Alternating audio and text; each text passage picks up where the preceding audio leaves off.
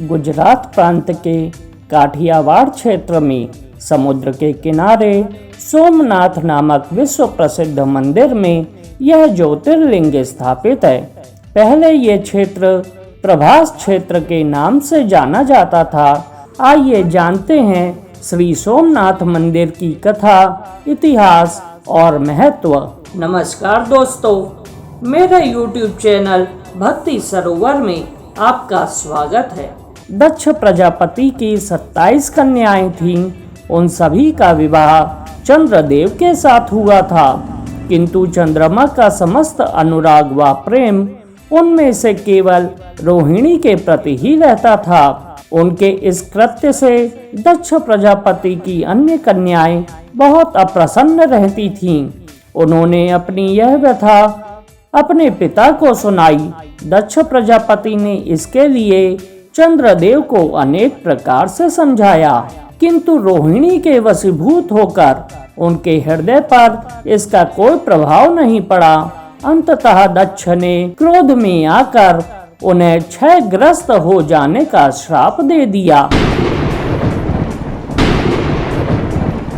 इस श्राप के कारण चंद्रदेव तत्काल क्षयग्रस्त हो गए।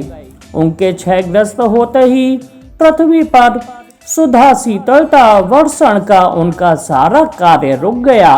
चारों ओर त्राही त्राही मच गई। चंद्रमा भी बहुत दुखी और चिंतित थे। उनकी प्रार्थना सुनकर इंद्र आदि देवता तथा वशिष्ठ आदि ऋषिगण उनके उद्धार के लिए पितामह ब्रह्मा जी के पास गए। सारी बातों को सुनकर ब्रह्मा जी ने कहा, चंद्रमा अपने श्राप विमोचन के लिए अन्य देवों के साथ पवित्र प्रभास क्षेत्र में जाकर मृत्युंजय भगवान शिव की आराधना करे। उनकी कृपा से अवश्य ही इनका श्राप नष्ट हो जाएगा और ये रोग मुक्त हो जाएंगे। उनके कथन के अनुसार चंद्रदेव ने मृत्युंजय भगवान की आराधना का सारा कार्य पूरा किया। उन्होंने घोर तपस्या करते हुए 10 करोड़ बार मृत्युंजय मंत्र का जाप किया। इससे प्रसन्न होकर मृत्युंजय भगवान शिव ने उन्हें अमरत्व का वर प्रदान किया।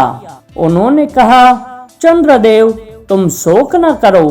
कृष्ण पक्ष में प्रतिदिन तुम्हारी एक एक कला क्षीण होगी, किंतु पुनः शुक्ल पक्ष में उसी क्रम से तुम्हारी एक एक कला बढ़ जाया करेगी। इस प्रकार प्रत्येक पूर्णिमा को तुम्हें पूर्ण चंद्रत्व प्राप्त होता रहेगा।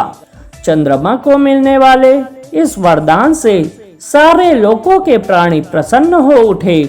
सुधाकर चंद्रदेव पुनः 10 दिशाओं में सुधा वर्षण का कार्य पूर्ववत करने लगे। श्राप मुक्त होकर चंद्रदेव ने अन्य देवताओं के साथ मिलकर मृत्युंजय भगवान शिव से प्रार्थना की कि आप माता पार्वती जी के साथ सदा के लिए प्राणियों के उद्धार करने यहाँ निवास करें।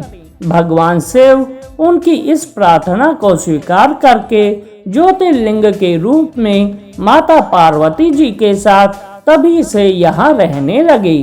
पावन प्रभास क्षेत्र में स्थित इस सोमनाथ ज्योतिर्लिंग की महिमा महाभारत, श्रीमद् भागवत, स्कंद पुराण आदि में विस्तार से बताई गई है।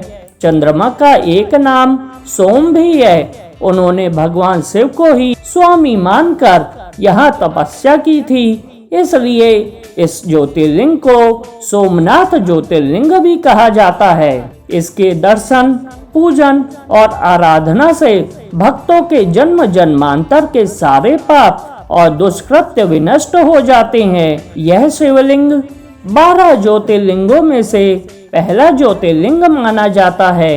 ऐतिहासिक सूत्रों के अनुसार आक्रमणकारियों ने इस पर 6 बार आक्रमण किया। इसके बाद भी इस मंदिर का वर्तमान अस्तित्व इसके पुनर्निर्माण के प्रयास और सांप्रदायिक सद्भावना का ही परिचायक है। दोस्तों, आपको यह कथा कैसी लगी?